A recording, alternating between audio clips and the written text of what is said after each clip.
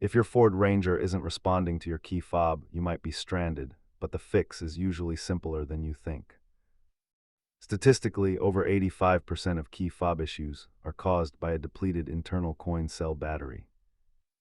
Let's walk through the diagnostic steps to get your Ranger back on the road today. First, try placing your fob in the specific backup slot in the center console to bypass a dead fob battery. Watch for reduced range or needing multiple button presses, as these are early warning signs of failure. If a new battery doesn't work, inspect the internal circuit board for corrosion or loose components.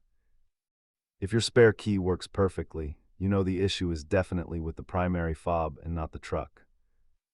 A simple $5 battery fix is much better than paying a dealer hundreds for a total replacement. To swap the battery, use the emergency key blade to pry the two halves of the fob apart. Keep a spare CR2032 battery in your glove box so you're never stranded by a dead fob. Pro tip: test your spare key twice a year to make sure your backup plan actually works. With a fresh battery and a clean circuit, your Ford Ranger should fire right up. Safe driving.